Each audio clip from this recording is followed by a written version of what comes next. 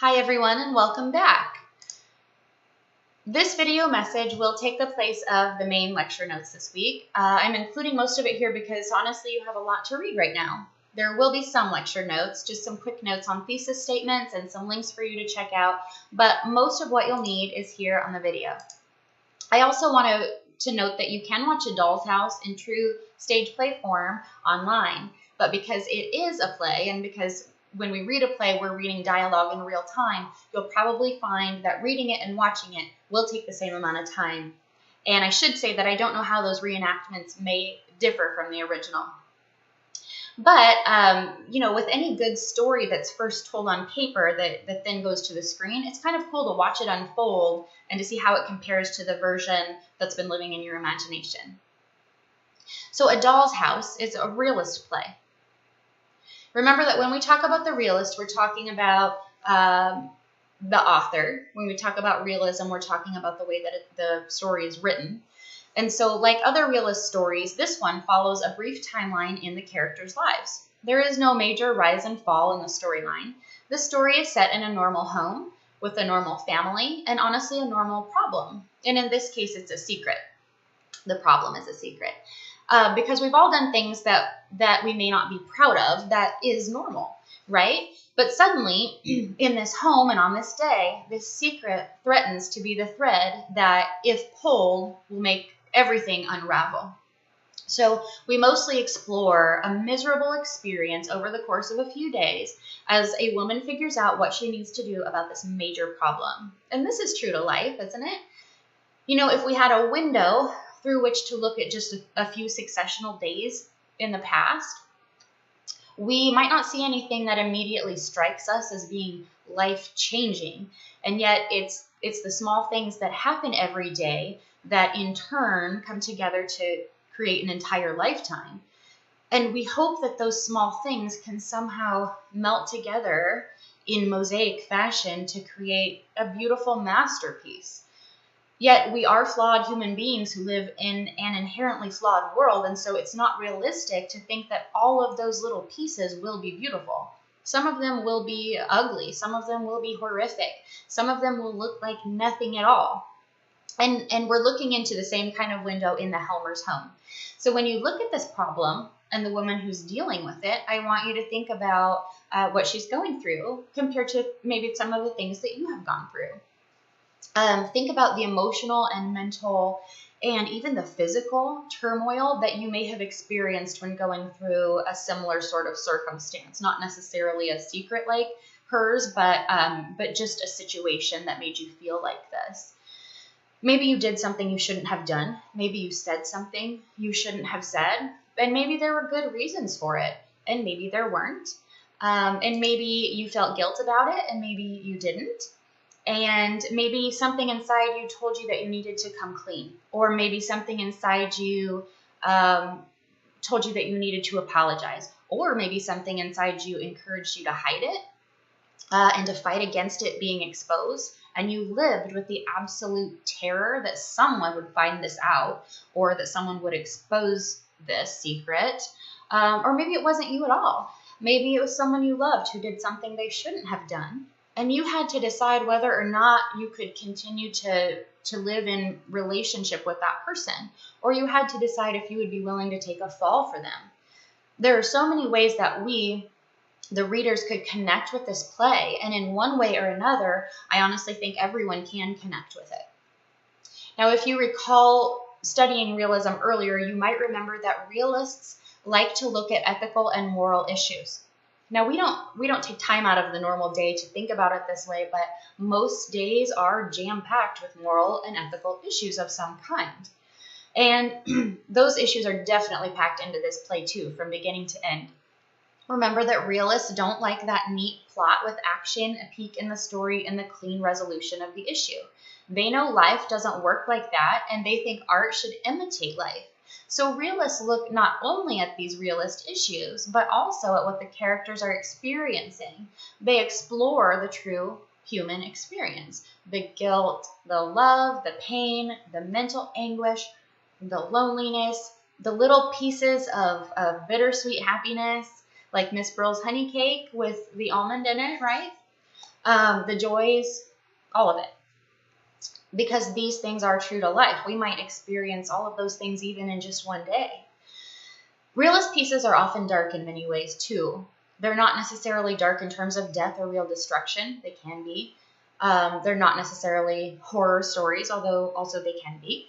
But just like we saw with Miss Brill, they're often sad, uncomfortable, or disappointing. Or like we saw with Connie in Where Are You Going, Where Have You Been, they can even look at a totally normal life on a very abnormal day or just in a very abnormal moment. You know, I'm often surprised that A Doll's House was written in 1879, some 120 plus years before anyone in this class was born. I mean, the language is antiquated, but otherwise it doesn't feel so old to me. The reality is that even though styles change, like speaking styles, clothing styles, and certainly worldly and household dynamics change, people deep down don't change that much. They have the same needs and fears, the same hopes and expectations, the same types of things cause sadness, heartache, and fear. We experience a lot of the same things that people experienced, 2,000 years ago. We're still, and will always be, flawed creatures. We're confused and uncertain, indecisive, we're selfish, we are fickle. We're capable of doing crazy things. We're capable of falling quickly into love without giving it much consideration. Not that we always do that, but we're capable of it. And we're capable of falling out of it too. And whether or not this can happen quickly is up for debate. And we'll discuss that too as one of the many interesting points in this storyline. So with that in mind, we are going to isolate one small piece of this stage play to discuss it in some detail. And I hope that this will be a catalyst to help you think about other small pieces of the story in more complex ways. So at one point in the story, we see someone falling out of love. For the reader, this feels truly abrupt. Even though we've maybe noticed a change in this character in the last day or so, speaking in stage play time, she has stopped panicking, she seems resolute, she's super serious. This assertion that she is no longer in love almost comes as a shock, because up to this point, maintaining her relationship has been her top priority. But ultimately, things crumble for a reason that we don't expect, and yet it, in the end, ends up making some sense to us, probably. So let's talk about this very contentious point that she seemingly falls out of love in one moment's time. Perhaps a person can do something egregious enough that someone who loves him or her might stop in that moment. I'm not necessarily aware of this happening very often, but it doesn't mean it's not possible, because I only know what I see, just like you only know what you see, until we open ourselves up to discussing and learning from each other's experiences and perspectives. And that's why we do all of this.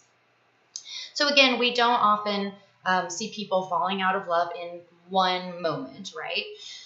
Yet in one moment, in one instant, something that has been just chipping away at this foundation of love can hit the last remaining structural pillar of that love.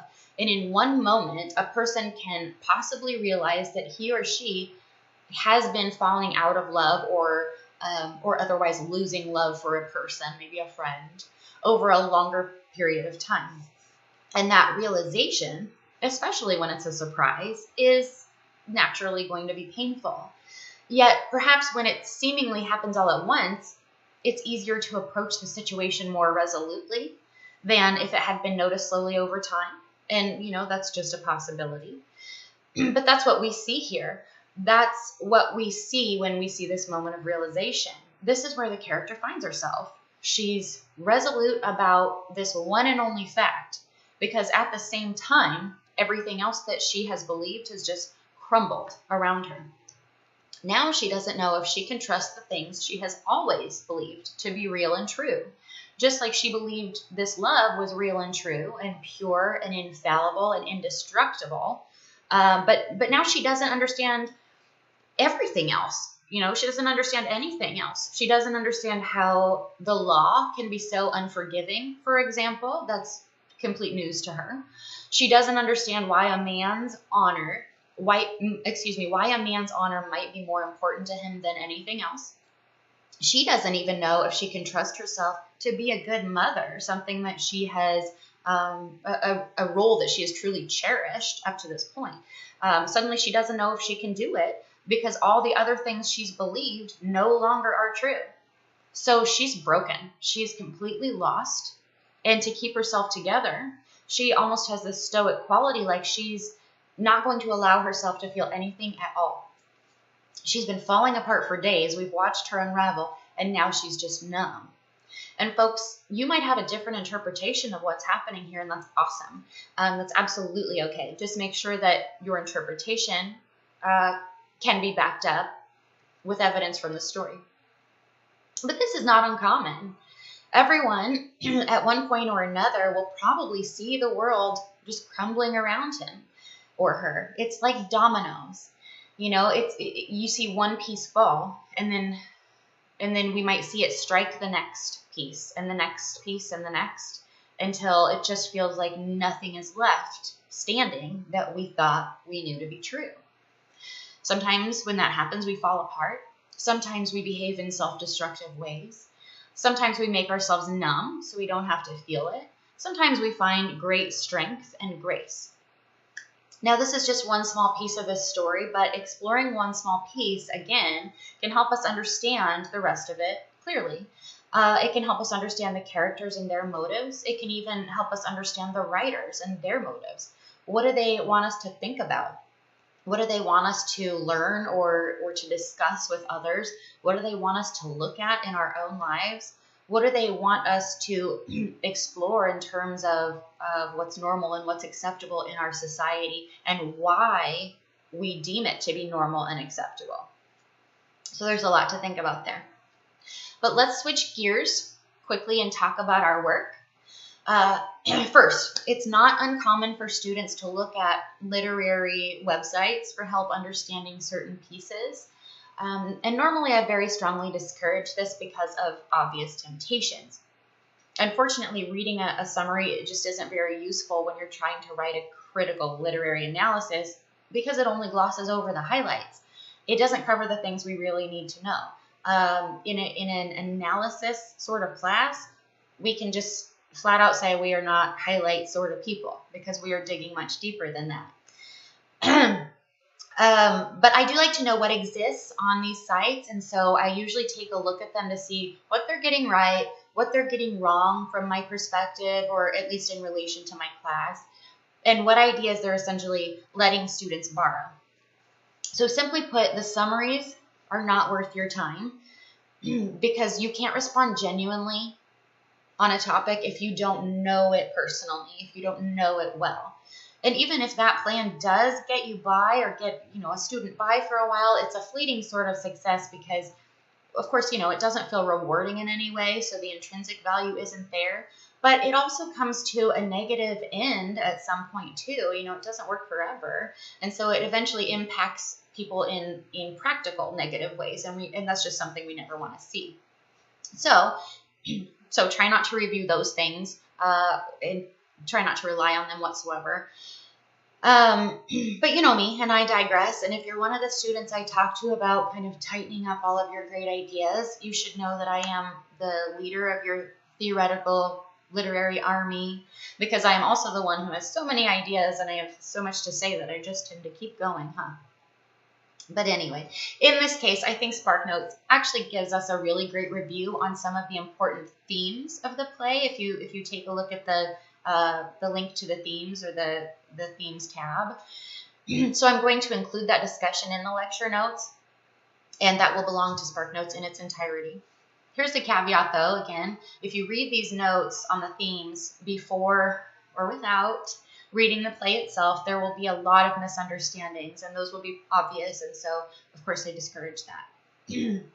But next I want to talk about writing the midterm exam, the essay exam, because there are some new expectations, and they'll also set the stage for the second half of our class. The instructions and details will be available later today in the week 8 assignments, but here are a few things to think about. First of all, your topic will be largely up to you. Secondly, you will be expected to write a carefully crafted thesis statement. And if you're struggling to remember how to do this from English composition class, just talk to me and I'll be glad to help. I will also post a few thoughts and suggestions in the week 8 lecture notes. Your midterm essay exam is formal in nature, so I do want you to avoid colloquialisms, juvenile affectations, and so forth. Write incomplete sentences, avoiding fragments. You can use them sparingly for emphasis if needed. Make sure grammar and mechanics receive the attention they deserve. Other expectations will be the same in terms of grading. Now, I am going to keep the requirement that you need to avoid first-person singulars, like I, me, my. And right now, this is mostly to help you remember that this isn't just about what you think and what you believe. Instead, it's that you're taking a position on what you see as being true. So it's not about opinion. It's about approaching your position on the topic as if it is fact. And that's best to do from a third-person objective perspective. With that said, you are allowed to use first-person plural pronouns like we, us, and our. Our, O-U-R. Just remember to refer to a group at large, like humankind, or students in general, or men and women in general, and not to a group like, you and a group of friends. Interestingly, while I browsed around on SparkNotes, I also noticed that they teach on how to write a literary analysis. And it's not bad information. It talks about how to approach a writing assignment when you don't have a prompt, which is basically what we're doing for the first time in this class in the coming week. If I'm not mistaken, it does leave out what I consider to be easily one of the most important steps, and that's brainstorming. I think most of you know me well enough by now to know that I would like to see the ideas that you've spent time developing rather than the ideas that just first popped into your head, even though your final thoughts may very well be some derivative or some variation of your first thoughts, and that's okay. But starting with brainstorming, what I want you to do is to practice some clustering, some listing, some free writing, any one of those or a combination of those. And I'd really love for you to spend at least 24 hours on this, just letting your thoughts marinate, just letting them sit for a while, letting one idea take you to the next. So you'll start with a very broad, very simple concept, and you'll take it several steps away to get to a really specific point and purpose.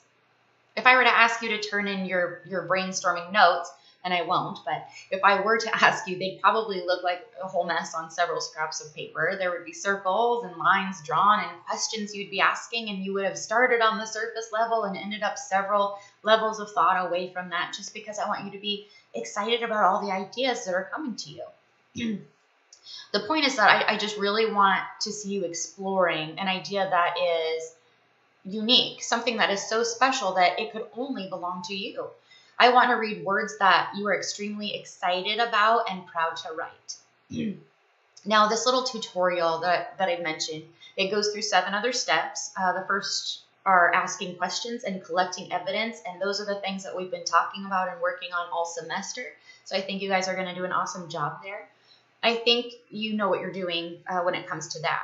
Then you're going to write a thesis. And, you truly can't beat a well-written thesis because that is the entire foundation of the paper.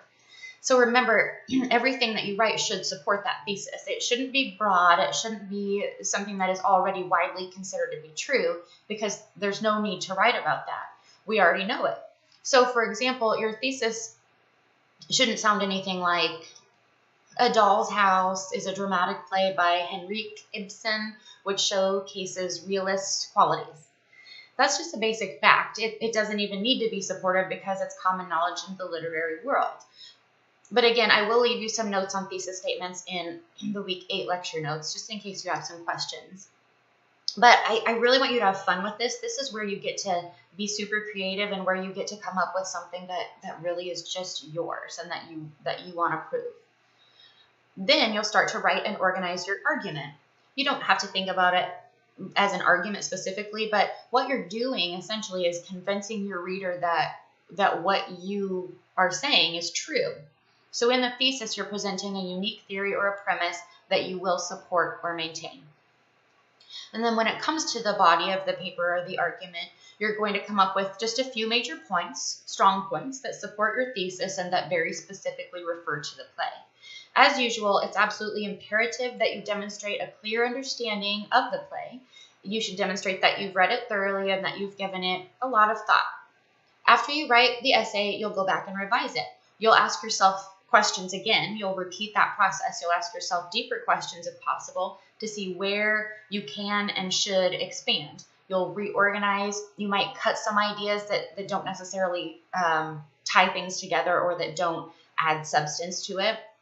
You might elaborate on others. I do want you to just make sure that everything is going back to that thesis. Make sure that it's all cohesive and that it does all connect. And when you revise, that's probably when you'll find some of those stray ideas that don't necessarily have a greater purpose and that don't benefit your thesis. Let's see, but I will include the link to those writing tips in the lecture notes as well. Okay, so we have covered a lot here, and I know you have a lot to do. So again, this video does act as the primary lecture notes in addition to the other things that I've mentioned.